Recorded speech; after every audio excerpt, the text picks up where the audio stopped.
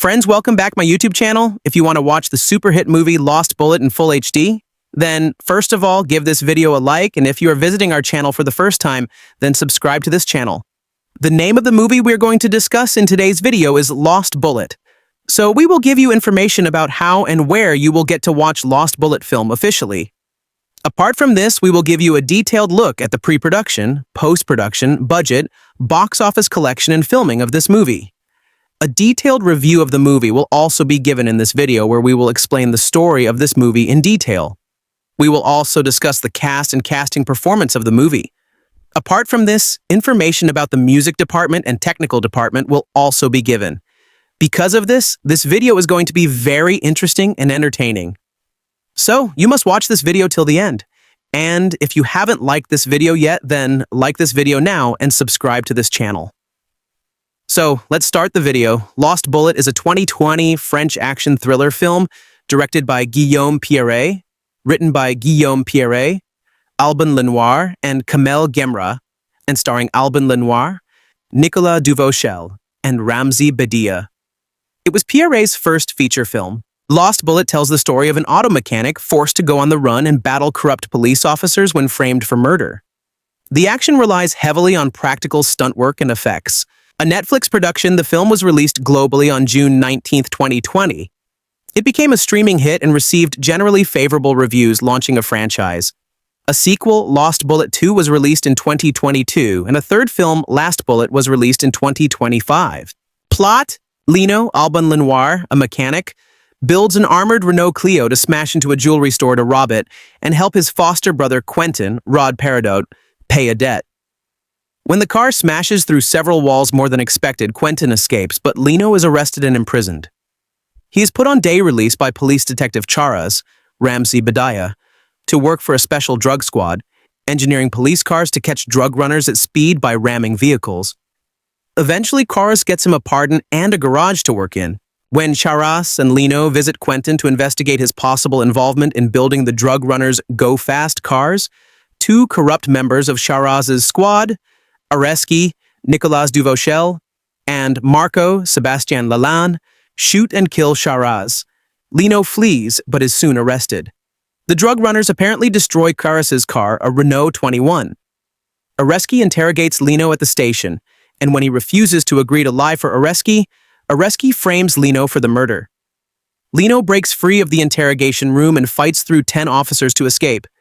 He approaches another squad member, his lover Julia, Steffi Selma, who fights him and unsuccessfully attempts to arrest him. Lino realizes that the burnt car the police recovered is not Charas's Renault as they assumed. Lino returns to the junkyard where Charas was shot, and he and Quentin overpower the drug runners and escape. Quentin tells him where the Renault, still containing the fatal bullet from Areski's gun, is hidden. Marco and Areski murder the drug runners. Marco learns of the Renault's preservation, but conceals it from Areski. Julia meets with Lino, and Quentin's testimony and other evidence leads her to believe Lino. She helps him escape from the corrupt police officers following her. Lino, Quentin, and Marco arrive separately at the farm with the hidden Renault. Marco fatally shoots Quentin, but is overpowered by Lino. Before dying, Quentin reveals the Renault's hiding place. Areski learns of the evidence against him and takes the corrupt police brigade to try to stop Lino before he can reach the headquarters. However, Lino equips the red Renault Turbo with bull bars and rams, destroying one of their cars and smashing through their barricade. He and Julia fight Areski, crashing his car. Areski sets the Renault on fire, but Lino drives it to the garage to extinguish the flames. The bullet is extracted by forensics, Areski goes on the run, and Lino is reunited with Julia and reinstated with the team. Cast: Alban Lenoir as Lino, Nicolas Duvauchelle as Areski, Ramzy Bedia as Charas, Steffi Selma as Julia, Rod Peridot as Quentin, Sébastien Lalanne as Marco, Arthur Aspaturian as Cad, Patrick Medioni as Jacques Production. Lost Bullet was financed by Netflix and released directly to streaming. It was entirely filmed in the Mediterranean port city of Sète, Languedoc, France. Director Guillaume Pierret was particularly influenced by Paul Greengrass's The Bourne Supremacy and the U.S. television series The Shield, admiring the immediacy of their action sequences and practical effects. Pierret also drew on the vehicle combat of the Mad Max films. He described Lost Bullet as an equal mix of French, American, and Asian action styles. It was Pierret's first feature film. Filming took place relatively quickly. For example, the entire farm sequence in which Leno arrives, argues with Quentin, fights Marco, finds the car, and equips it for battle, was filmed in a single long day of shooting. Release: Lost Bullet was released on Netflix globally on June 19, 2020. The film was a streaming hit and was watched more than 37 million times in the first month of its release. Critical reception: on the review aggregator website Rotten Tomatoes, 67% of critics' reviews are positive, with an average rating of 9.1.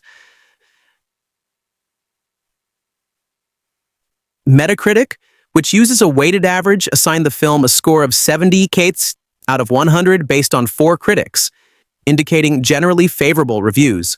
Jordan Mincer of The Hollywood Reporter described Lost Bullet as probably one of the best Gallic action movies to come along in a while, praising Lenoir's stunts and the practical effects of the car chases. Writing in the New York Times, Elizabeth Vincentelli called the film an impressively lean French thriller, wastes nothing in its quest to deliver the goods, saying that a sequel can't come quickly enough. Kenneth Lowe, writing in Paste, called it an entertaining, well-staged action flick that does much well, even if it does little new. In a more negative review, Jonathan Wilson of Ready Steady Cut called it a bland, thin, formulaic genre vehicle, and another forgettable action flick in the Netflix thumbnails. Sequels: a sequel, Lost Bullet 2, French, Ballet Perdu 2, was released on Netflix in November 2022. The sequel also received positive reviews and became the most watched movie on Netflix that was not in English. Variety described it as the first internationally successful French action franchise since Luc Besson's Taxi films. A third film, Last Bullet, French, Ballet Perdu 3, was released in May 2025, again to positive reviews. A writing in at the New York Times, Elizabeth Vincentelli called the film an impressively lean French thriller, wastes nothing in its quest to deliver the goods, saying that the sequel can't come quickly enough. A Take a Flow writing in a Paste called it an entertaining, well-staged action flick that does much well, even if it does little new in a more negative review. Jonathan Wilson O'Air Steady Cut called it bland then, formula genre vehicle and another forgettable action flick in the Netflix thumbnails, sequel's a sequel. A Lost Bullet to a French, a Bale Perdu, was released on Netflix in November 2022. Add the sequel also, so received positive reviews and became the most watched movie on Netflix that was not in English. A Variety described it as the first internationally successful French action franchise since he looked Bessencia films. A third film, A Last Bullet, a French. A Bale Perdu 3 was released in May 2025, again to positive reviews. Lost Bullet original title, Bale Perdu, is an outstanding 2020 French action movie that's available on Netflix, and it turns out it's one of my favorites of last year. It's a car chase movie and a one-man on the run trying to prove his innocence thriller. And there's a little bit of fighting. And both the action direction and the storytelling are beautifully clean. It feels raw and grounded, but in a good way. Not in that joy-sucking sort of way where realism is more important than entertainment. Man, I love this one.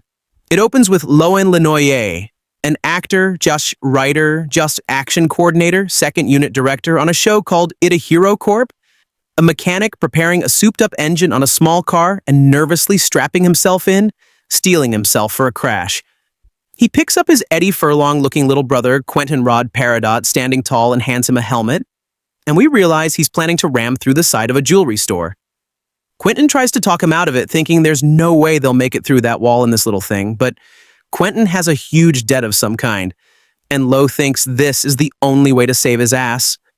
It's Sean. Turns out Lionel Pimpbat rides so well that it plows right through the wall into the store and then through the back wall and another couple walls and out the back from one side of the building to the other like a tunnel.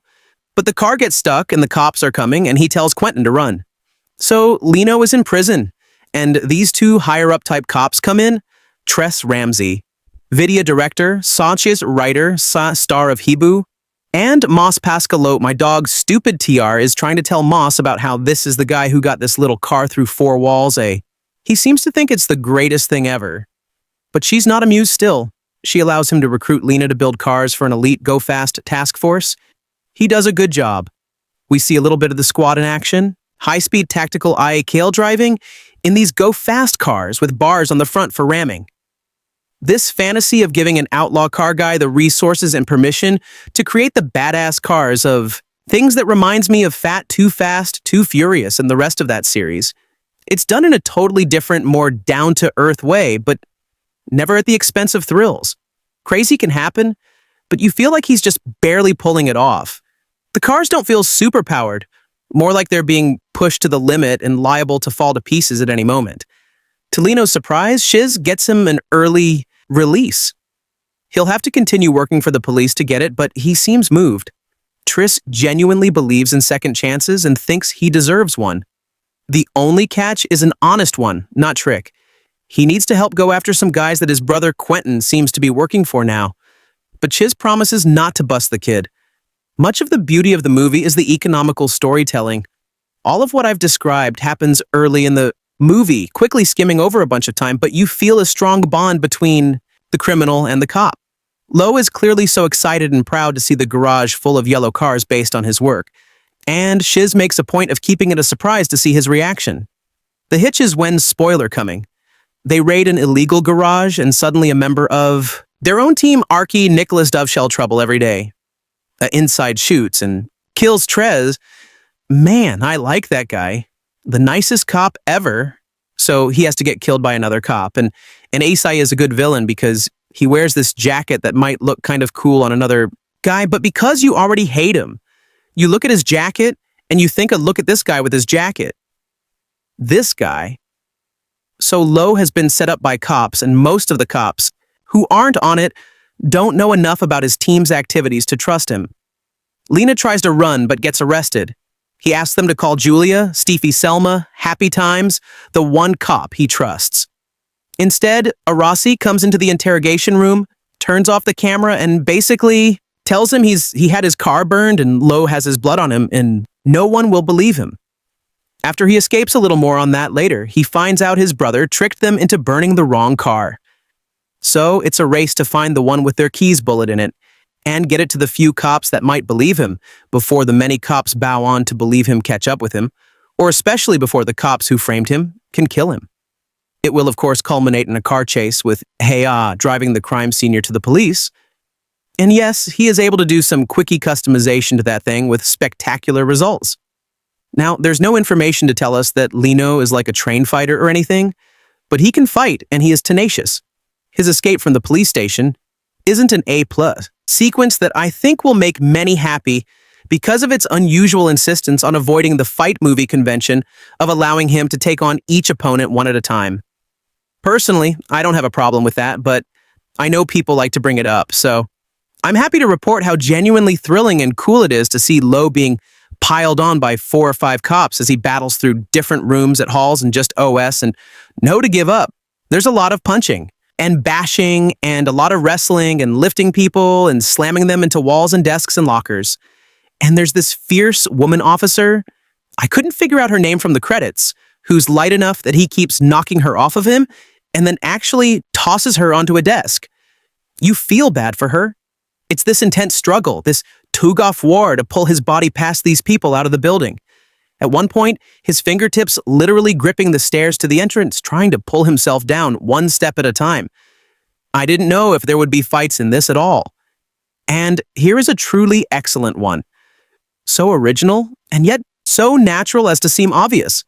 Stunt coordinators, Emmanuel Lancy, Stuntman and Brotherhood of the Wolf, A Kiss of the Dragon, a District B-13, Comma, a Taken, and Jean-Claude Lags, car stunt coordinator for the Bounce and 22 Bullet stunt driving double for Of You to a Kill.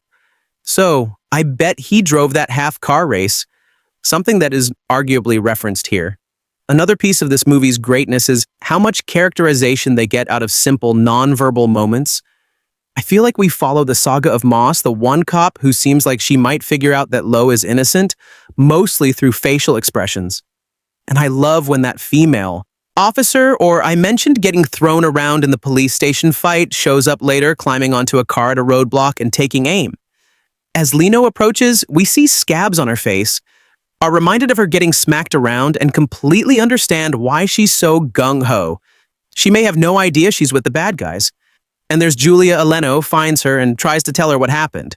We realize that they're more than just teammates when he hugs her. That's also when we learn she knows some jutsu. It's so exciting when she starts to believe him, helps him, takes a fall for him. And then the most exciting when Moss lets her go and she hops in a car and we remember, oh, she was on the team too. We know she can drive. It's on. This is maybe not crucial information, but I would also like to note that this bad guy muscle character, Xiod Judo Kolka, and stuntman Arthur Espatrion kind of looks like what would happen if technology allowed Daniel Craig to have a child with Van Diesel. I've already said too much, but I will end with one finalist spoiler. Lo is kind of a weathered-looking dude, but not an obvious action hero type yet. Over the course of this movie, he basically runs a marathon of proving an overwhelming toughness. At the end, obviously, there's no question about it. And yet it ends with him crying. There's a beautiful reveal tying the specific context of the crying to the center of the movie's action, allowing for this lean and speedy kick-ass action movie to counterintuitively and on a moment of effective emotion. And at the same time, there's a wordless exchange between our badass heroes so that we go out on simultaneous grieving and triumph. It's straight up masterful. The director is named Guillaume Pierret. He co-wrote it with star Lenoir and Climera. This is Pierret's first feature, otherwise IMDb only lists one 2012 short and a few episodes of the sketch comedy shows a golden mustachia and a golden show in 2013. Alban Lenoir just drove a car straight through a building and survived. Neat. Using a welding torch and lots of ingenuity, he took a Renault roughly the size of a very large ant and transformed it into a supercharged battering ram. His smash and grab robbery attempt worked too well. Parked behind the smoldering wreckage of 4 solid concrete walls with anodized holes in them. His seatbelt jams. His little brother Quentin Rod Peridot gets away and he's napped by the cops hanging in the prison yard. One day, Lo is approached by a cop, Tris Ramsey, with a proposition. Put your Bazinker's mechanic skills to work for the good guys as part of a highly unconventional work release program, and your sentence will be reduced. He agrees. And so the Go Fast Brigade is born, a group of living-on-the-edge law enforcers skilled in the high-speed chase. Yes, they call themselves a brigade, and the project is called Go Fast because they're apparently hardcore literalists. Julia Steffi Selma is a skilled driver paired with Trez and Arazi. Nicolas Duvauchelle and Marco Sebastian Lon are the brutal duo who smash their lino-fortified prowler into some fleeing drugmongers unconcerned if the purrs perish or not. An early twist involving this and that finds Lo framed for murder and running to save his hiney and find a blocky vintage Renault containing the forensic evidence that'll clear his name. The title of the movie, I Lost Bullet Remember. There's a scene in which he reveals himself to be the second coming of George's Street Pierre as he initiates a him against a dozen cops brawl in Precinct 123, and we realize his hoodie bears the logo of the Pride and Glory Fight Club. So he's not just a gifted ranch monkey. He's a master of the way of the fist and foot or whatever. And he's Y-brain, enough to evade and sniff out corrupt cops just in case there should be any of them in this plot. I'm not saying no spoilers here. After launching in France in 2014 with rather disappointing numbers, a Netflix A has since become a major contender with nearly 7 million subscribers at the start of the year and probably many more after a lengthy cover lockdown this past spring. But as far as local films released directly onto the streaming service, there's still been a way to go with middling first-time features like Paris is USA and The Street Flow, leaving many to question whether listen copyright Frana Tilda section could ever exist purely online in Fasalos, Bullet of Bale, Peru, which, to get things straight, is about as far from a French film by Lane Risse, Cloud, Dennis, or any other of your favorite tours is Marseille is from Los Angeles, and yet, as a skillfully made and highly watchable B-grade thriller, and one that takes pride in its many stunts and practical effects. It's probably one of the best GIC action movies to come along in a while. Directed by first-timer Pierret and starring former stuntman Alban Lenoir, who's credited as co-writer and artistic collaborator. A Lost Bullet is the kind of film you initially dismiss based on its title pitch and obnoxious Netflix homepage, including a bullet hole shattering half its title. But then you were left pleasantly surprised. Perhaps that's because the bar has been set so low. But that wouldn't be giving enough credit to Britt and Lenoir, who keep things moving in fast and furiously gritty ways with endless twists, beatings, chases, crashes, and chunks of welded steel that transform average automobiles into a Mad Max-style battering rams. Again, this into Hiroshima Mon Amour. It's more likely a need for speed mono on a modest scale with an effectively simple plot and non-stop action scenes that find a daunting number of ways to wreck and destroy cars. The Fast Furious. A franchise also comes to mind with Lenoir playing a mashup of Van Diesel and Jason Statham. He looks more like the latter in this form of a highly skilled mechanic named Leno A, who, without any explanation, is also highly skilled in combat and advanced weapons handling. At the start of the movie, Lena tries to pull off a robbery by jacking up his tiny Renault Clio and driving it straight through the window of a jewelry store. His plan backfires, or more like fires, when he puts too much nitro in the gas tank and speeds right into the hands of the best mechanic around. Oh wait, didn't Statham actually star in a movie called A Broken Bar Mechanic? A Lino gets a special deal whereby he receives work release from prison in exchange for pimping the official vehicles of the French Agendaria so they can stop go-fast transports along the highway. If you're unfamiliar with go-fasts, they consist of going very fast in a car filled with drugs in order to outrun the police. The phenomenon has spawned a subgenre of mostly mediocre French flicks, including a fast convoy and, well, a go-fast. Lowe's new job is quickly compromised when his well-meaning boss Tris Ramzy Bedia is murdered by fellow officer Arazi Nicolas Duvauchelle, leaving him and his sidekick Rod Peridot in limbo. From there, it's off to the races, although the races already started during the opening credits as Lowe has to track down the lost bullet of the title in order to prove his innocence. No doubt the film's P8 did the R8 copyright assistance is a bone-crunchingly hilarious standoff between Lowe and a dozen odd cops that takes place at the precinct shortly after he's arrested on the run. Beginning in an interrogation room, the scene quickly spirals into something like Eudora meets a drunken master, meets a tacuna for which Lenoir received one of his first stunt credits with Lowe using his bare hands, lots of metal chairs, and even a computer keyboard to take out the entire police department. You can tell that Beer and his team worked hard to get such sequences, plus all the car chases, basically half the movie, as right as possible, and their labor prevails. Despite a plot that hardly gives you the time to stop and consider some of its preposterousness, Lenoir, whose face is never without a fresh contusion, this impressive triple duty as star, stuntman, and scriptwriter, proving to be France's most exciting new action hero. To be honest, he doesn't have any competition at the moment.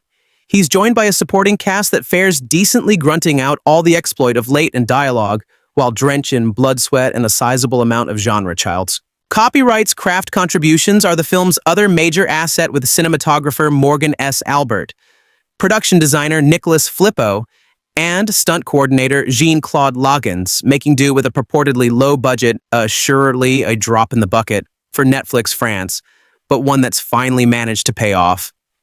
In 2020, Netflix released Lost Bullet, the first in what is currently a solid trilogy of French cop thrillers built around a series of dynamically choreographed action and car stunts. Who knows, maybe they'll lose more bullets. A third sequel wouldn't be the worst thing in the world, provided that they stick with the same filmmakers and stunt guys. And again, Last Bullet puts a decisive capper on the previous movie's action-intensive gear head cop saga, though it's hard to say how much closure one might need from these characters. They're charming enough thanks to a committed ensemble cast, but nothing about the movies by the numbers Narcotics Cops versus Dirty Cops story demands further extension.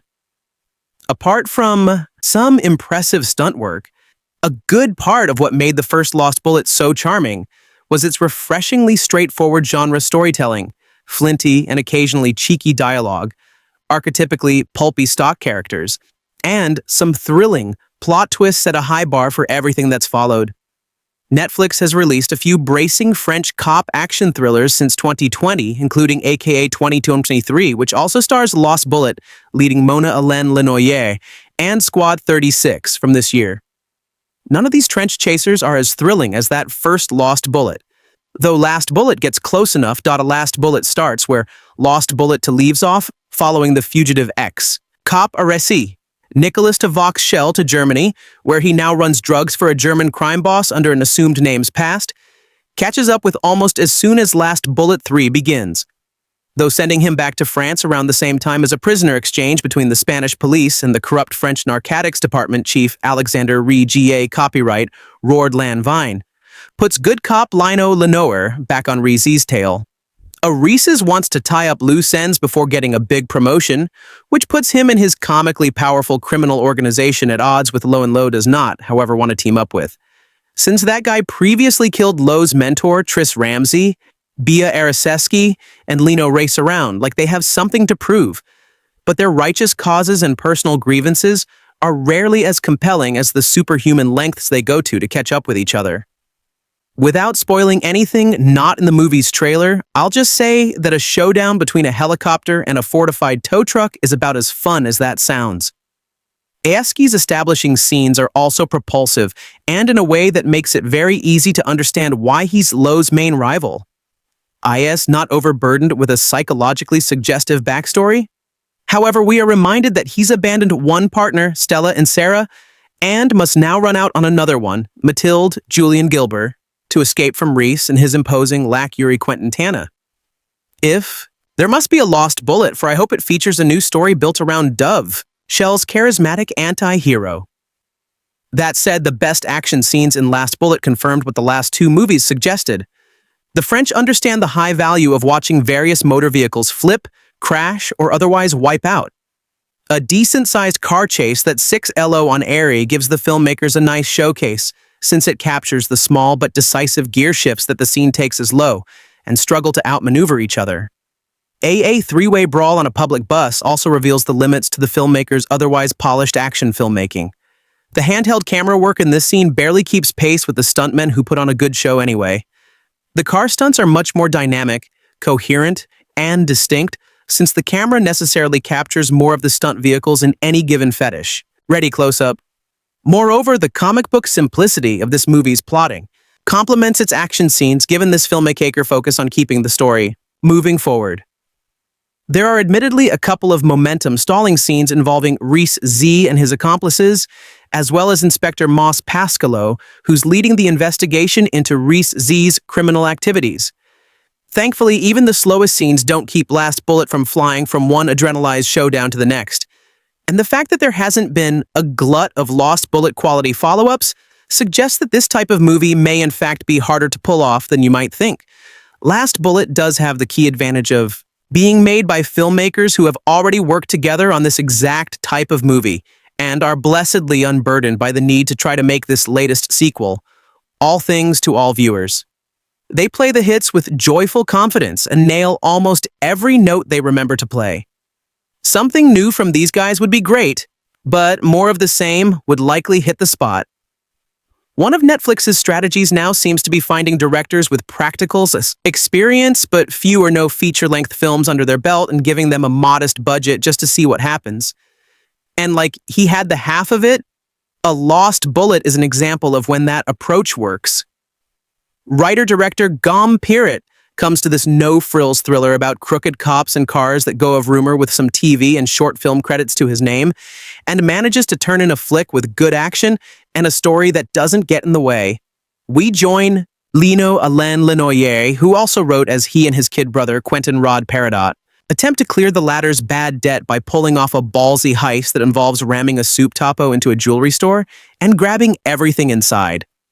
Low's engineering works so well that he just punches a hole clean through the store, trapping himself in the car for the police to easily apprehend as Quentin escapes. Low's skill at turning cars into nitrous-powered battering rams earns him an early release from Gull when policeman Tridia offers him freedom from prison in exchange for help modifying cars in Shrie's anti-Go Fast squad. Go Fast being the term for when drug smugglers use their own turbocharged cars to outrun the fuzz. It's not long before Leono must try to bring in his own wayward brother. But things take a turn when some of the police within the anti-Go Fast unit reveal themselves to be crooked and try to frame Low for murder. His only hope of clearing his name is getting a car to the police so they can recover the lost bullet embedded in the dash and prove the identity of the real killer. It takes a while for the movie to set up its premise, but doesn't waste much time once it does. Lenoir is a physically imposing actor in the Jason Statham mode, ready to glower with intensity during dialogue and hurl himself fully into the movie's fight scenes, which are staged to make him come off as dogged and inventive rather than invincible. One in particular, in which Lowe escapes from police custody by capitalizing on chaos within the precinct and using anything he can get his hands on to beat the cops off of him. May is a great example of staging an extended fight scene with multiple camera angles that remains perfectly coherent. The story is never groundbreaking, but neither does it undermine the movie's action. Part of the reason the film takes a little while to get to its relentless action is that it spends scenes establishing Lowe's relationship to all of the principal characters. Clearly, if he's a criminal, it's only to help Quentin. We watch as he develops trust with Triss and bonds over their shared enthusiasm for cars. He's having a twist with the only other cop who isn't crooked. Julia Street 8, copyright Visema, a factor bad guys use to discredit her, even as she tries to help him from the inside. The crooked Kopassi Nicolas Duvauchelle is a standard sneering baddie, but he's at least complicated by a paranoia about his fellow conspirators, the one that ultimately proves to be justified. Pierret manages to stage some pretty decent car chases. 2, the last act of the movie has Lowe busting through a police blockade and zipping around claustrophobic streets, trading paint, and leaving glass, blood, and fenders on the pavement. He's doing all of this in a little red Renault 21 with the spoiler on the back. The Renault 21 was a family sedan. So this the equivalent of somebody turning a Ford Taurus into an assault vehicle? Something American action movie directors should make a reality right now. It's all paired with an occasionally sublime comic sensibility. At one point, Leno is just absolutely pummeling a helpless bad guy, but looks up to witness a situation that requires immediate decisive action. Without looking down at his handiwork, he continues pummeling the bad guy. His mind races through what the hell he's going to do. All while on autopilot, he keeps raining blows down on the guy. This goes on for a couple of beats before he does finally act. And it's a good example of the few times as a lost bullet thinks it's a great idea to let an action scene continue for just a while longer. For a director with no feature-length experience prior to this, Peter pulls off an entertaining, well-staged action flick that does much well, even if it does little new. Peter doesn't reach the truly sublime levels of Besnor Morel here, but he gets within a car length or two and proves at the same time that many aspiring filmmakers with the chops just need the equivalent of a man, a car, and an excuse to wreck some fools in order to make a good movie. Take the plot, for example. Alban Lenoir has been framed for a murder he didn't commit. The only way he can beat the charge is to find an incriminating bullet that the real culprit left embedded in the dashboard. The director, Guiret, making a confidant feature debut on Netflix wisely, doesn't get bogged down in extraneous details. The brotherly relationships between Leno, a genius mechanic lifted from jail to turbocharge a police unit's chase cars, and his pot, Atilda Copyright Guild, the copyright Quentin Rod. Peridot doesn't eat up screen time. Neither does Els, barely alluded to romance with a cop named Julia Street. The copyright Felma of the Netflix Sessa, Call My Agent. Only at the very end do we discover that the bad guy leads a cozy domestic life with a wife and son. A lesser film might have spent several precious minutes exploring that setup to humanize him, but Bear clearly was not interested. Who cares about some rotten dude's inner life? Lowe needs to get that red Renault to the cops stat. This bare-knuckle minimalism extends to the film style. Petrit avoids the crutches familiar to many American movies. Guns don't figure much besides the shot that gets Lowe in trouble, and there aren't big explosions either. Rather, the action scenes rely on legible choreography and fluid editing. Whoever directs the next Jack Reacher movie would be well advised to study the set piece in which Lowe kicks and punches his way out of a police station. And the final chase is straight out of Mad Max in its heart-pounding simplicity. The frustration I so wanted to enjoy a lost, bullet a bail per the French. Of Fast Furious a clone marketed as an all-out action assault. The trailer had me hooked, and the end result is sadly a gargantuan letdown. First-time feature director Guillaume and Pirates, action shops hold little promise with this lightweight, low-budget affair that's borderline laughable and entirely forgettable. The kind of escapist-inspired lark lacking the nuance to carry itself, despite low funding or the excitement or wherewithal to turn itself into even a cult many classic. Their area moment's arena lost bullet seriously threatens to transcend to being quite the cool little thriller, but it never delivers on that promise. The low rent locations, the lack of quality acting, his poor action sequences and stifling budgetarial imitations prevent a lost bullet from hitting its mark, and that forms the basis of my frustration with it. Alban Lenoir taken erased plays Low, a low-level thief who engineers cars for crazy crimes after being caught and spending some time in what looks like a prison gymnasium. Low is seconded by French police detective Ramzy Bedia, who sees the resolute criminal as a project to be rescued. He brings Low into work for his specialized drug-catching brigade to engineer police cars to be able to catch the drug runners and disable them. However, whilst on release, Low is party to Cheech's murder at the hands of crooked fellow Kopassi Nicolas Duvauchelle, who wants control of the brigade and will stop at nothing to achieve it. In order to prove his innocence, Low has to locate a now missing vehicle belonging to Triss, which contains the bullet the cop was shot with, and sets off to do so with the begrudging help of fellow officer and former lover, Julia Steffi Selma, and his former partner in crime, Quentin Rod Peridot.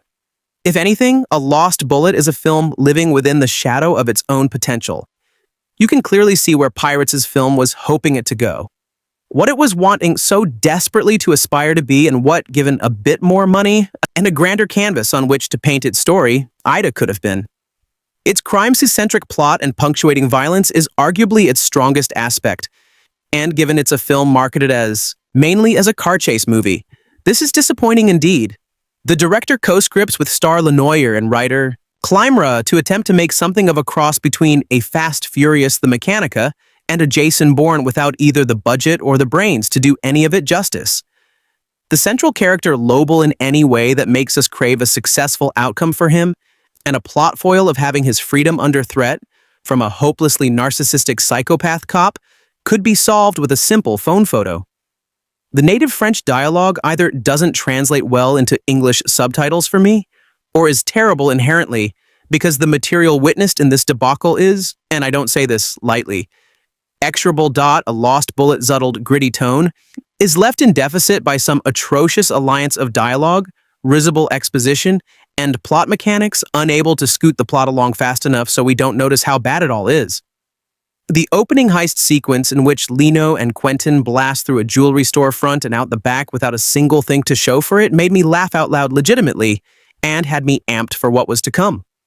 This is a great little scene among very few great scenes in a film that runs on an empty tank for much of the brisk yet middling 90 minutes it hangs about.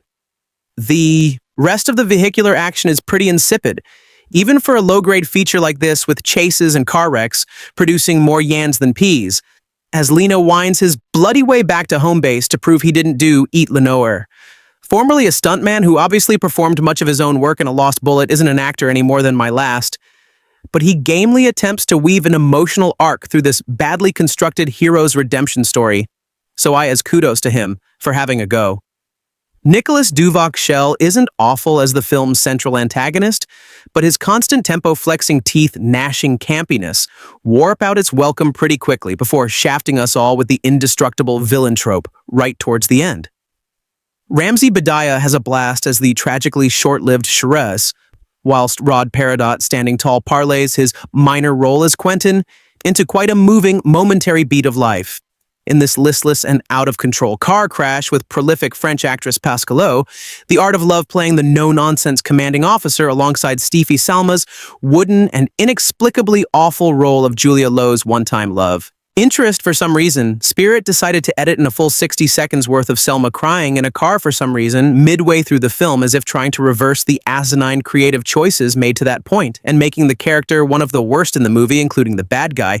We suddenly transition from John Bua's Quanner action shenanigans into a Manchester by the sea. What a crock of dot.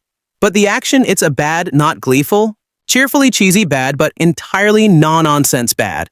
Much of the film looks like it was shot in a variety of industrial backies and a couple of Belgian highway off-ramps, A Lost Bullet, budgetary constraints become all too open, wound clear once the action kicks in. The variety of cars on offer resemble a thoughtless $100 second-hand dealership fire sale purchase. The chase's sequences lack potency or urgency thanks to middling framing and editorial choices. And the film supply copyright assistance, a lengthy long-take police precinct hand-to-hand combat escape sequence is borderline an assault on the intelligence of the viewer, let alone the physical wounds incurred on the screen. I get the talent. Working within a strict budget had to make allowances for time and money, but the performances are routinely almost without exception. Poor in the execution of the various stunts is unforgettable for all the wrong reasons. Even the climactic car chase in which Leno's souped-up revenge wagon rips the rear axle out of a police car as it's driving along suffers the indignity of being terrible, missing only a canned laugh track to seal the ignominy completely. Los Angeles, April 30th. UPI, a French action film, A Lost Bullet, released in 2020, and its 2022 sequel featured intense, elegant fights and fast and furious vehicular pursuits. A Last Bullet on Netflix. May 7th concludes the trilogy with its most intense action. Yet, Last Bullet picks up right where we Lost Bullet to A left off and only offers brief recaps via dialogue. Still, it is easy to follow the basics. Dirty cop, Parazzi. Nicolas Duvauchelle is on the run, evading both criminal conspirators and the good cops who want to bring him in. French police obtain driver lob again in an exchange with Spain for their corrupt officer Alvaro Diego Martin. Loy teams with his police contact, Julia Street 8, copyright Felma to pursue Areski. The multiple parties, in pursuit of both Arisi and Leno, add complexity to the various action scenes for fans following all three movies. There are still surprising alliances and betrayals in the final entry. Last, Bullet gets off to an exciting start with the pursuit of Areski on a motorcycle and a fight in a cabin in which he uses firewood as a clever weapon. Later, a fight on a bus leads to a lengthy chase through French parks and public areas. That bus fight does not quite utilize the entire interior like the one in A Nobody. But the combat is brutal in that tight space. It has been 30 years since Sia Die Hard with Ivania drove through New York's Central Park, and American audiences have never seen a pursuit through French parks and city courtyards before. Lowe's specialty is equipping vehicles with armor and battering attachments. So he builds his masterpiece for the finale. That final chase takes place on an open roadway, so it's like he a Mad Maxa without the dessert. That chase also proceeds to higher traffic city streets. Crashes look real and practical. Surely they are aided by CGI effects to keep things safe, but the overall feel is that of physical vehicles in actual locations. The reference points of classic international action movies do not suggest a lack of originality. Rather, the genre, at its best, finds artists finding distinct ways to handle the hallmarks of car chases and fight scenes. Lost Bullet was such an auspicious feature film debut from director Guillaume Pierret. The sequel couldn't possibly recreate the same intensity. The conclusion, however, steps up every aspect of the thrilling franchise. Fred Topple, who attended film school at Ithaca College, is a UPI entertainment writer based in Los Angeles. He has been a professional film critic since 1999, a Rotten Tomatoes critic since 2001, and a member of the Television Critics Association since 2012 and the Critics' Choice Association since 2023. Read more of his work in entertainment. Hot Writer, director Guillaume Pierret returns and continues immediately from part 1, in which mechanic Alban Lenoir, Big Bug, went to prison for crashing a car through a building in a robbery to get his brother out of debt. Then was recruited to build souped-up cars for an elite police unit, but was framed by a corrupt cop and had to escape and take part in a high-speed chase driving a car containing the ballistic evidence of his innocence. A couple of minutes and I actually realized I had to pause and reread my review to remember who the characters were and what had happened. It's more complicated than I remembered. Okay, so Archie Nicolas Duvauchelle Trouble. Every Day was the one who set Leno up. Marco Sebastian Lan. The Squad is a co-conspirator who killed his brother Julia. Steffi Selma, also from The Squad, as is most of this cast, actually is his badass colleague on the Go Fast team and girlfriend Moss Pascal. My Dog Stupid is the other cop who figured out he was innocent. And Triss is not in this one because he died, but he's Lowe's mentor who is constantly discussed. At the beginning, a part 2, Leno is hospitalized but has cleared his name. Iasi escaped, and they tell him Marco did too, when in fact, Moss took him to a hideout to use as a witness to try to get AC. Julia strongly objects. but goes along with the lie because it's her job. 6 months later, Lo is still obsessed with catching AC, which we know because he has a scraggly beard. He's living in his car and following around. There's ex-wife Stella and Sarah. I like the scene where she approaches his car and very sympathetically tells him not coming back and to please stop following her. He does not. There are on-duty cops surveilling her too. And they joke about Leno and having to deal with him all the time. There's a funny scene where a cop backs down from plans to confront him after remembering that he took on 10 cops in Part 1's Alzheimer police station fight. When Air's men do come for Stella, it is of course Lo who notices, not the beat cops. It's a thrilling scene where he brutally breaks their arms and necks and I do believe kills all of them. Multiple improvised weapons are used, much furniture is ruined, a giant hole is busted through a wall, and then he just sits down on the couch and waits for Stella to come out of hiding. A year later, he and Stella are a couple. And for a second, that bothered me. Number one, is this some kind of messed up trying to defeat your enemy by stealing his wife?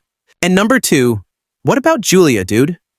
But then I realized I like it because it makes for a more interesting dynamic with Julia as she often has to chase after him when he goes rogue.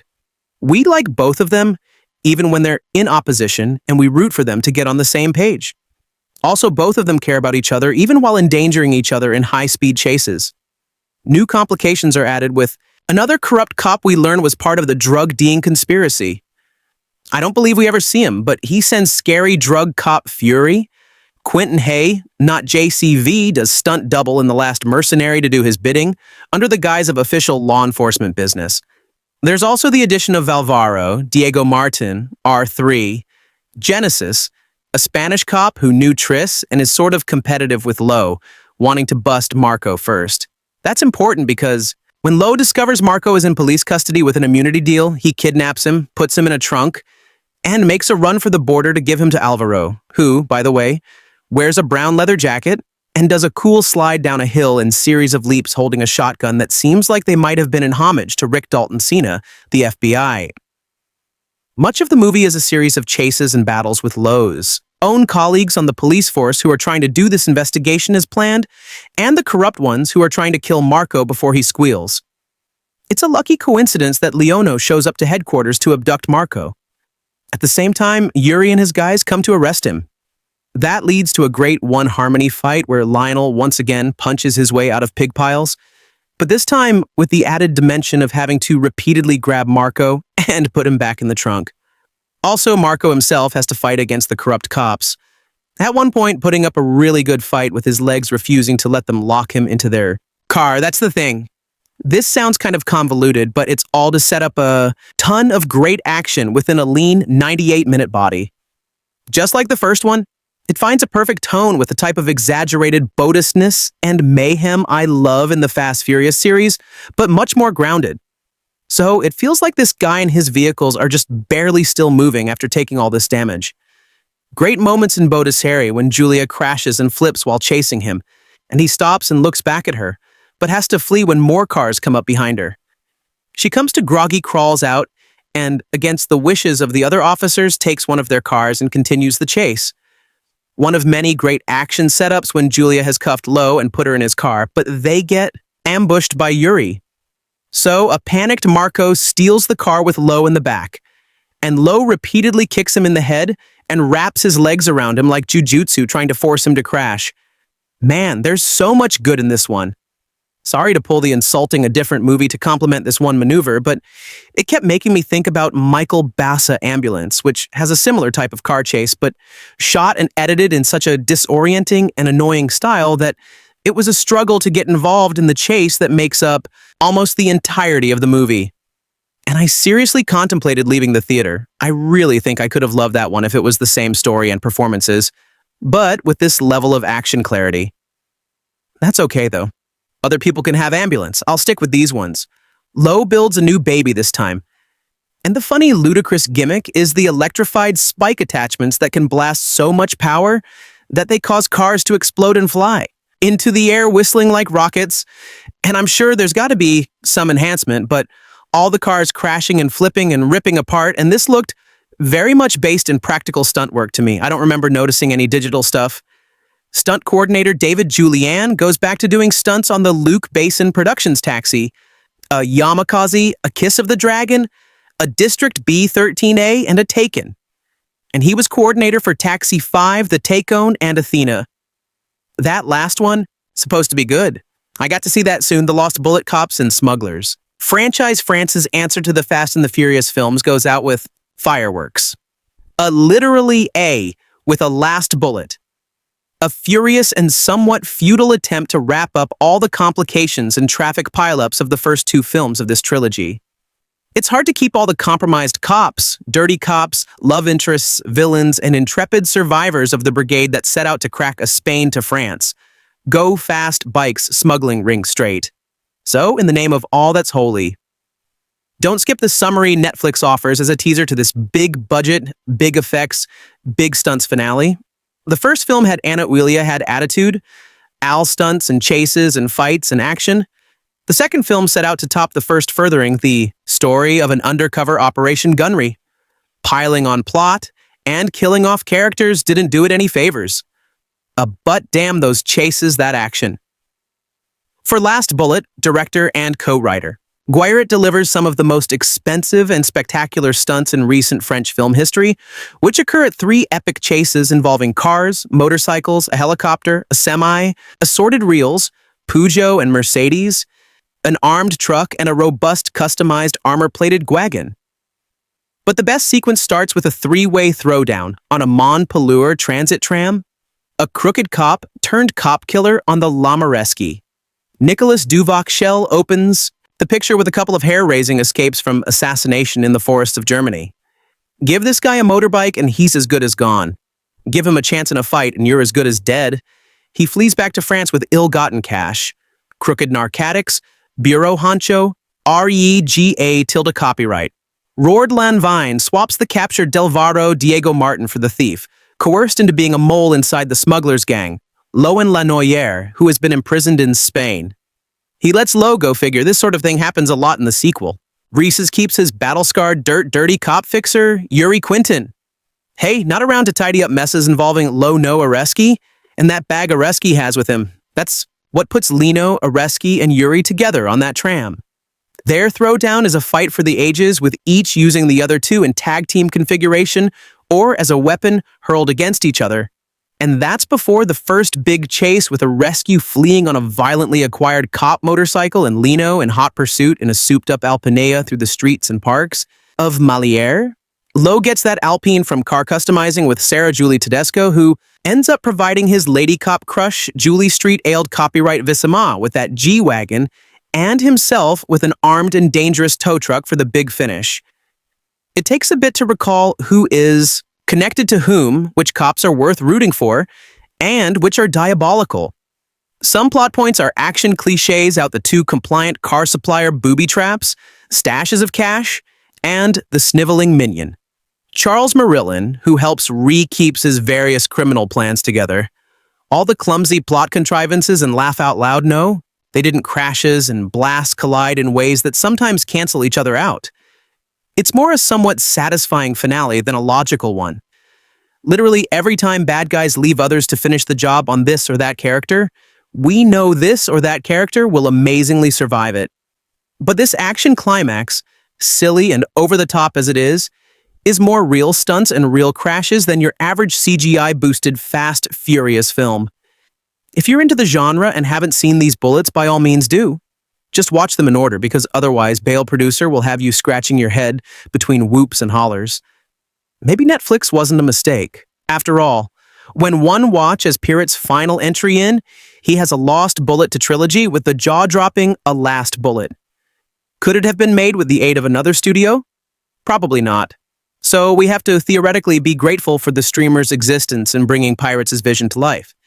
Not only is the final installment a textured character piece with a greater focus on developing its central antagonist Asai Nicholas Steele, the film is also one of the decade's very best action pictures with a climax so exhilarating, it could make you shed a few tears as one watches a Mad Max-esque set piece within the lush landscapes of the French countryside.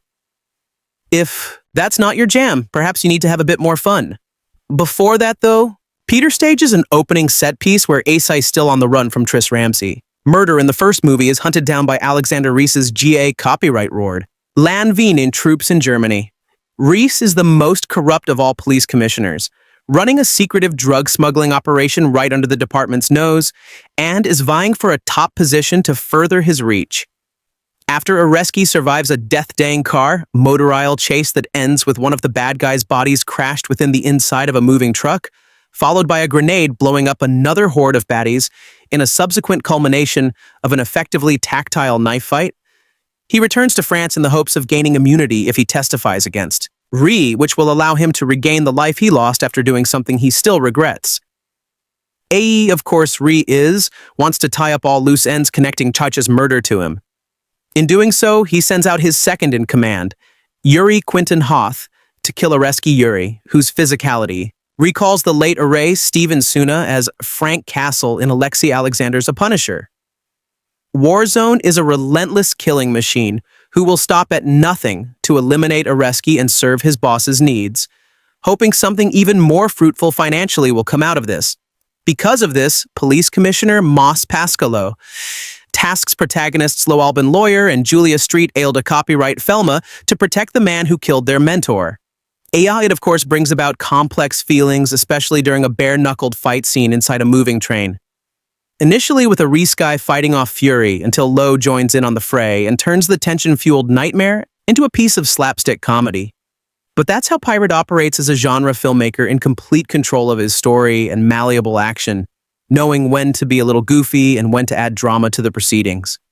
Each action scene, whether a one-on-one fight or an over-the-top car chase, is intricately choreographed and shot with a striking focus on natural environments, giving a tangible feeling to Jean-Baptiste Jay's gorgeous cinematography.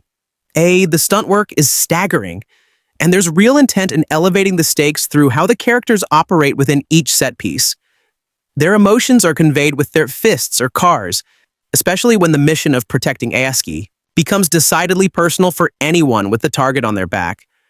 Notably, Moss, who thinks she has no choice in helping Reese's win, when in actuality could have rose up to the occasion of exposing him for good.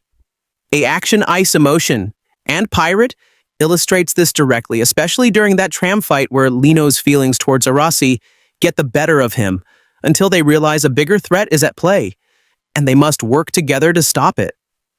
The final sequence giving the entirety of Faf Furiosa a Mad Max see a run for its money is Arella, as one would say in French, as Ree is closes in on Julia and Areski Lena. Tells the group, "I'll be discreet, you won't notice I'm here," as he is set to take down the fleet, pursuing Asai on his way to testify. Low, ever the most subtle and quiet person in the room, arrives on the road with a bright yellow Dodge Ram M, shooting multiple fireworks out of a cannon to subdue helicopters in the sky and eventually destroy the cars chasing them. It's as the kids say, peak cinema. The practical action and environments are a joy to observe when it's so well-mounted and invigorating. The feeling one gets when seeing this on display is as epic as action movies get. What more could you ask for in a series whose action sequences have progressively gone bigger in scale but always keeps its focus on the intimate character work smartly develops throughout his 3 installments? That's the most surprising thing about the Lost Bullet series. It could have undoubtedly been a mindless action trilogy emphasizing large-scale spectacle that stimulates the senses, but leaves strong character work to the wayside. Yet, Peter finds the balance in imbuing each action scene with as much emotional potency as possible. Whether through flashbacks of Areski's past or in making us understand the perpetual pain Lowe has been feeling since the death of Trez. Every set piece gets elevated by the rock-solid performances Lenoir and his fellow actors give. Their turns are nuanced and profoundly human, ultimately making us attached to their plight as the series progresses. Perhaps this installment is less emotional than the second one, but how Peter develops his characters is still second to none, especially when his cast is game for anything.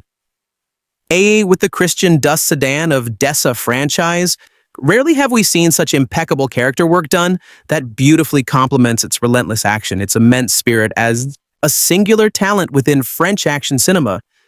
But it has also solidified the Lost Bullet trilogy as one of the best action franchises of the decade. Unfortunately, because it seemingly acts as another cog in the Netflix algorithm, most people have never heard of this series, It could be the streamer's best-kept secret. Because once you enter the world of Foul Last Bullet, you would hope would make 15 more of these. However, as a conclusion, one can't ask for anything better than what we have on screen. Redefining the emotional catharsis of action cinema, one car explosion at a time. The new Netflix original Lost Bullet is a lean, action-packed crime thriller that checks every box for what you want from these kinds of movies. It's got car chases, shootouts, and fistfights. It features crooked cops, cover-ups, betrayals, and revenge. Holding it all together is a story with enough energy and grit, but lacking the narrative spark needed to make it feel like its own thing.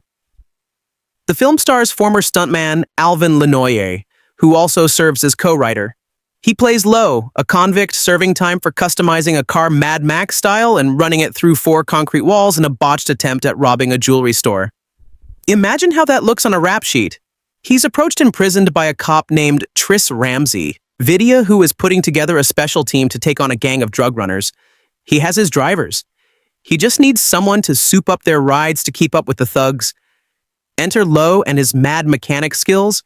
He's offered a work release if he'll join the unit and basically turn their cars into turbo change tanks. That'll give them what they need to finally stop the ghosts. Now, if you're like me and have no idea what a ghosta is, I'll save you some Google search time. Apparently, a go-fasta are vehicles loaded with drugs that drive obviously really fast. You learn something new every day. But I digress. Lowe's his get-out-of-jail-free card to make a series of double crosses and some old-fashioned police corruption.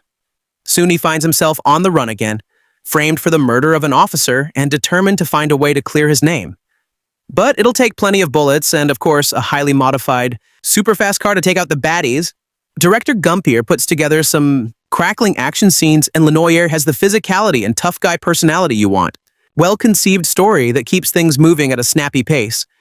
It still doesn't do much to stand out from the slew of other movies like it, but it's an entertaining enough ride and a nice diversion, especially for action fans. Lost Bullet is streaming now on Netflix.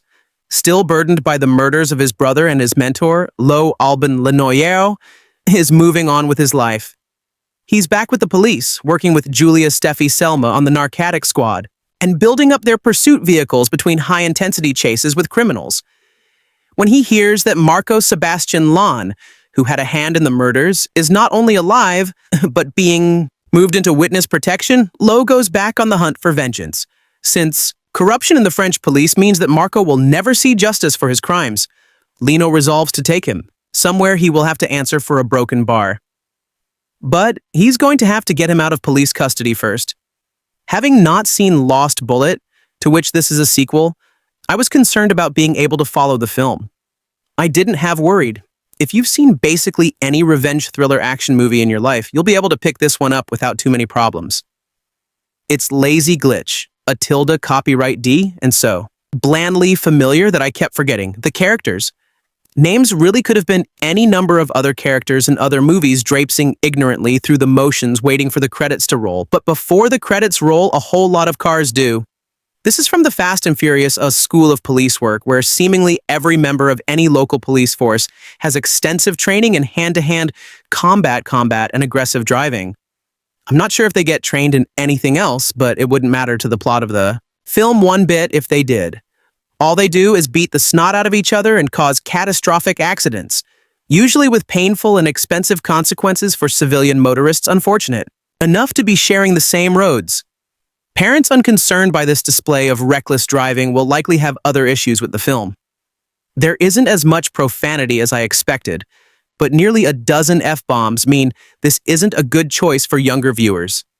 The violence is similarly minor, but characters seem to spend most of the movie with fake blood coating one side of their face, and a few people are shot and stabbed.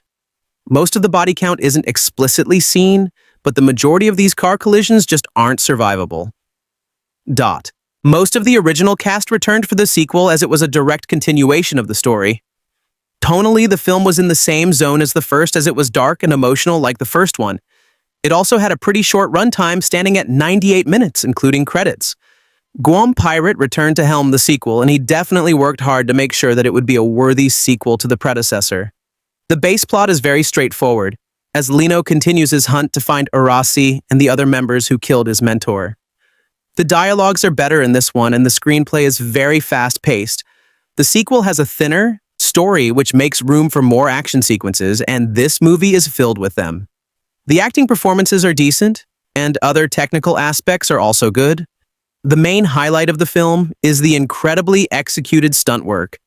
Some of the car chase sequences are amazing to watch and constantly create an adrenaline rush in the viewer.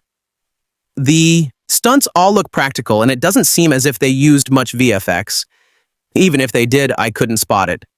The best part is that most of the stunts seem practically possible and realistic.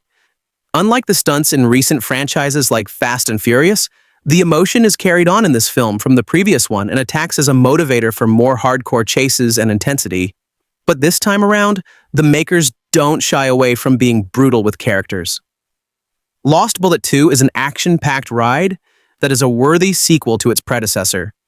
The car chase sequences are wonderfully executed, and the practical stunt worker will leave you impressed. It is a fast-paced flick that wastes no time in unnecessary places and has room for more. And it can become one of the better action film of franchises for Netflix. It is definitely a recommendation for action movie lovers. There's not a whole lot to say about French crime thriller Lost Bullet, which is newly available thanks to Netflix. It's a thriller that shows promise when deciding to be an action film, but bogs itself down with derivative plot and lackluster or George Miller Mad Max AA, but only in brief moments. Unfortunately, these moments are all too fleeting and are exclusively contained in single scenes. The final climactic car chase being the prime example. Lost Bullet follows Alban Lenoir, taken a bad seat as a small-time criminal who gets caught attempting to rob a jewelry store with the help of his brother and their heavily reinforced car. His brother, Quentin Rod Parad Luna, a standing tall escapes and Lowe is forced to accept a prison sentence. Some time has passed when Inspector Ramzy Bedia 8 Taxi 5 hires Lowe to work as a mechanic for his special police unit that is struggling to keep up with the fast cars used by drug dealers. But before long, Triss is betrayed and killed from within the police force, and the blame is laid as Lowe. Needless to say, Lowe goes on the run, in an attempt to clear his name. Lost Bullet never feels like it knows what film it wants to be, taking itself far too seriously in its forgettable plot to justify the bursts of martial arts or vehicle carnage. It's jarring to watch our protagonist beat up 10 police officers and escape from their custody when the world has already been established as relatively grounded. It's especially odd because these few action scenes are the most exciting moments in the film. It made me wish for a playful or unapologetic tone to O'Crank or Hardcore Henry. The final car chase itself feels like it belongs in a different film, but I can't deny that it's a tremendous amount of fun, real shot, and with some impressive stunts. It's clearly the highlight of fast, emotionless drill that's almost impossible to invest any interest in. It certainly doesn't sin as hard as the recent To the Last Days of American Crime, but it is more forgettable thanks to the more dominant, corrupt cop story being paced like a drama rather than a thriller. It may, as a Lost Bullet, a hard thing to recommend outside providing background noise that's interrupted by the occasional fun action scene. More likely than not, it'll get lost amongst Netflix's vast catalog. Another victim of the streaming platform's current focus on quantity over quality. Lost Bullet. Like its title, this French film is very much in your face. Its poster has a bullet piercing through almost half the letters of its title, announcing that if you have come for nuances, you ought to look elsewhere. But don't hold that against the movie, for the film leans into its no nuances, all action vibes so heavily it's hard not to be impressed by it. Most of this leaning in is done by stuntman-turned-actor Alban Lenoir, who plays Lowe. Leno is the best mechanic to meet if you wish to alter your vehicle so it could punch through layers of concrete without film starts with Leno, and an accomplice trying to rob a jewelry store with the aid of one such altered vehicle. Only something goes wrong, and Lowe ends up in gaol. Impressed by Leno's skills, the French police, or rather the brigade headed by a cop named Ramzy Bedia, hires him to do up the cops' cars so that they could chase down and, if needed, smash to pieces a go-fast vehicles. A short Google search reveals that go fast refers to the phenomenon by which criminals carry large amounts of drugs in fast-moving vehicles trying to beat cops in a sometimes little race for life. Triss is so impressed by Leno's skills, he even procures an early release order for him so that he could work full-time for the cops. Only things go wrong when one of Chiz's colleagues shoots him dead. Lo is framed for the murder, the only thing that could help. Lo now is getting the titular lost bullet, the one the culprit fired from his gun to kill Trars. The bullet is lodged in a car, of course. It is. In the course of getting the car bullet to the authorities, Lo does these things. One Dot take on a police station full of cops all by himself, using nothing but bare hands, metallic chairs, a police shield, and a laptop computer. How did he use the computer? Clue, he didn't type on it. 2. Dot, drive a car on. Fire through public roads at a great speed. 3. Dot, hook a cop's car onto a metallic embellishment he added to his own vehicle and then use it as a shield for when other cops shoot at him. These are not the only fantastic feats Leno does to save his own ass. Neither have I given them in a chronological order. It's just some of the incredible action, bits in a film chock full of them that immediately popped in my mind when I thought of the film. You may have guessed from my descriptions that the action scenes are preposterous. However, the debutante director, Guillaume Pierret, has a knack for making even the most over-the-top sequences look gritty believable. That too, with the apparently low budget he has been given. The first film from the Lost Bullet series focused on the element of a new life for its protagonist Lo. It dealt with his complicated relationship with his brother. Lost Bullet 2, original title Bale Perdue, now streaming, and on Netflix, deals with the aftermath of his brother's death where Lena tries to avenge it, and his mentor's murder directed by Guillaume Pierret. The script of this action-packed sequel is written by him along with the lead actor Alban Lenoir, while packing a solid dose of an adrenaline rush. It also highlights Lano's turmoil while finding a way to seek revenge. The film begins with Alban Lenoir in a hospital, and his ex Julia Street-ailed copyright Thelma sitting next to him. She narrates what happened after he became unconscious. Areski Nicolas Duvauchelle, who killed his mentor actress Ramzy Bedia, leaves his wife and kid and runs away after the debacle. Everyone from the force is looking for this bad cop. Marco S., a tilde copyright Baston Lan from the police force who helped an air rescues plan with the mafia, shot Leno's brother, a Quentin Rob Peridot, dead. When he asks whether Marco is arrested, Julia lies to him saying that he escaped. In reality, they find him and keep him in safe custody. After being relieved from the hospital, Lo keeps following Arski's wife, Iela and Sarah. Getting tired of this one day, she tells him to stop it. While driving away, the police stop him and Julia notices him living in a bad state. In his car, she tells him to stay away from family, even if he is hoping for him to return home. Sometime later, when some people break into Stella's house and try stealing stuff, Lo gets inside and fights them and saves her from getting robbed. Afterwards, he goes to see Kraw's red car in which he was shot dead. He decides to color it blue. Dot. The narrative shifts to 1 year later when he drives the same car, now in blue, with Julian next to him. French and Spanish cops were following a car together. We reach an understanding that he is now part of the police force, a narcotic unit that he is leading with Julia. Amidst the police cars and motorcycles, he drives it at a lightning and fast speed and evades every one of them. At a certain point, the criminal's car flips on its head and everyone comes right next to it. Spanish police officers convey the right to the caught criminals since it happens on their soil. One of them, May Alvaro Diego Martin, was friends with Tress, and seeing Lo driving his car, has a friendly conversation with him. Both Alvaro and Lo are hoping to catch Arasi and Marco, and they challenge each other to do so. Meanwhile, a man named Jerry Quinton Hanna, who stops at a suspicious location, is ordered to kill Lo within the following 48 hours. On the other side, Lena works on perfecting the blades attached to his car, which will peculiarly enhance his performance. While working on it, he receives a call from a woman who introduces herself as his mother's caretaker. When he expresses regret for not meeting her for a while, this woman shares an address to come see her. However, on the other side, we see that it is a woman from Yuri's group, and it appears to be their plan to trap Lo in something unpleasant. When he reaches the place she mentions before, he finds Marco hidden there, and they start fighting right away. Meanwhile, Moss Pascalo from the police finds out that he is in this barn and sends the forces and Julia to catch him. By the time Julia reaches there, Lo already takes Marco back to the police headquarters. Over there, he learns that Marco is a free man because of Moss and others who wanted him to stay alive. Lo finds it hard to digest that his brother's murderer is getting a ticket out of Gao. M explains their connection with the head of Narcotic SC, Alexander Ree, who wanted to use Lo to settle his score. Moss needs both Marco and Arasi alive to convict Rhys of his wrongdoings. While Lo goes out for a smoke to process this news, Yuri and his people who work for Rhys reach the headquarters to get hold of Marco. Right when they were leaving with him, Lo throws a bomb and starts fighting with them. While he manages to snatch Marco away, he now becomes a fugitive from Rhys's people as well as the police force. On his way out, he calls Alvaro to inform him about Marco's capture and asks him to meet to hand him Marco over. The police are still on the lookout for Lino, and when Julia follows him, she gets caught in an accident, while he thinks to stay back to help her. The other police cars make him keep running. Later, Lo and Delvaro meet at the border, where he hands Marco over, hoping to get him convicted.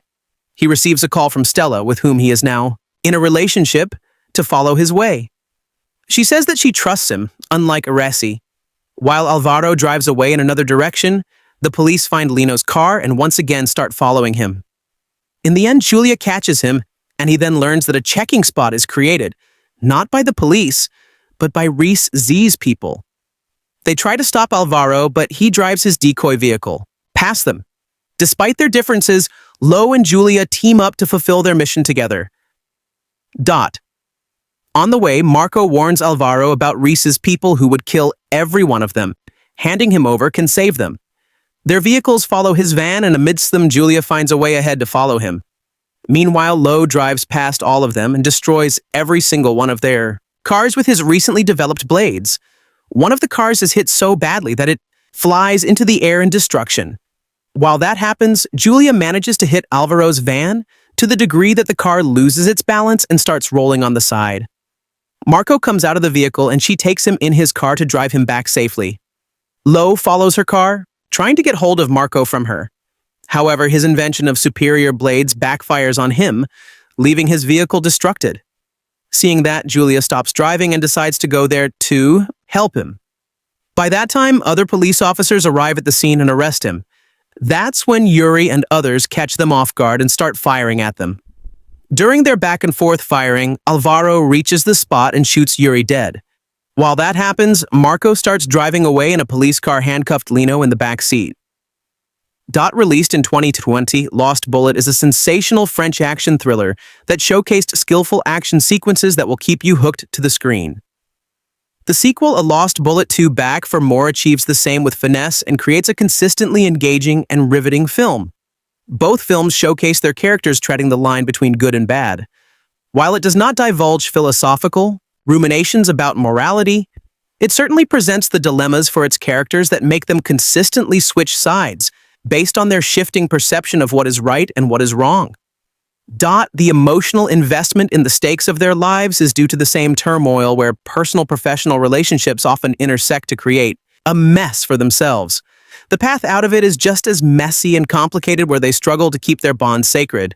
While the previous film depended largely on the bonding between Lino and his brother Ray Quentin, the new film focuses on Lo's relationship with Julia. They look out for one another and respect each other's motives for their actions, even if they are impulsive and reckless at times. Their mutual understanding shapes the majority of this film's emotional quotient. And while at the end of the day, Lost Bullet 2 is meant to be an action film with thrilling car sequences to induce an adrenaline rush, it manages to scratch beneath the surface and presents a rewarding experience. For its 100 minutes duration, the film is interested to make you root for Lo, Julia, or Alvaro. As much as it is to showcase its technical prowess, the exceptional production designed by Delaney Ricken and the great eye of cinematographer Morgan Salbert and his team hope in building stunning shot sequences that are absolutely swoon-worthy for anyone who relishes such pulsating excitement. Throughout the ride, Leono makes every effort to stop his brother's murderer, Ray Marco, from driving. As a result, he ends up hitting the car on a tree. By the time Julia reaches this car, both Leono and Marco escape it.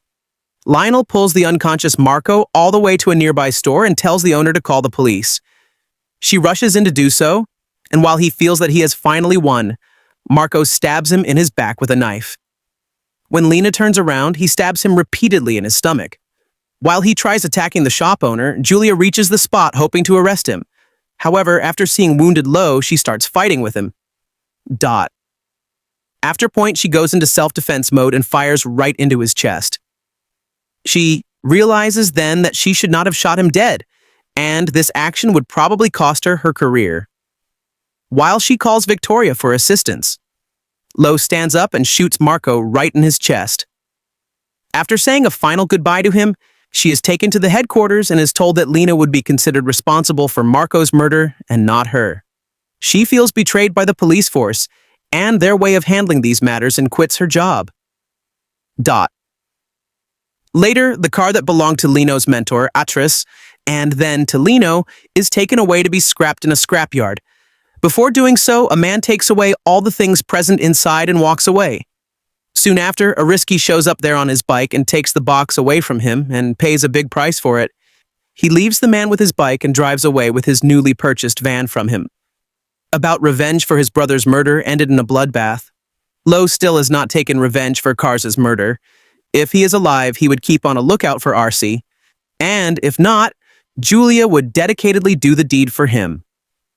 Before we go any further, I should point out that I am most definitely not a car person. As far as this reviewer's car knowledge is concerned, they have 4 wheels. They get you from A to B and, well, that's about it, actually. But that doesn't matter because he'd lost the bullet as focus turns out to be more on trashing the cars than showing them off. Gig on Pierret handles the action sequences nicely. A police stational escape is well executed as Lo takes on an entire cop shop on his own. But where he lost Bullet really excels is out on the open road with some incredible head-on collisions and car wrecks as criminals and cars like get busted. The automobile-heavy action is bound to draw comparisons to a certain car-based blockbuster franchise, but A Lost Bullet has far more going for it than the simple riff and all the French Furious. Instead, it draws its story inspiration firmly from crime fiction territory. Plus, the action sequences read straight from the George Miller playbook. The camera hovers mere inches above the ground to convey the sheer velocity and danger of pursuit. It's a cinematic device pioneered by Theom Maxa movies and subsequently used by any self-respecting action film. The cast is good value and they make it all work. And some information about it. How do you like our today's video? Please let us know by commenting, and if you like this video, please like it, share it, and forget to subscribe to our channel. Thanks for watching.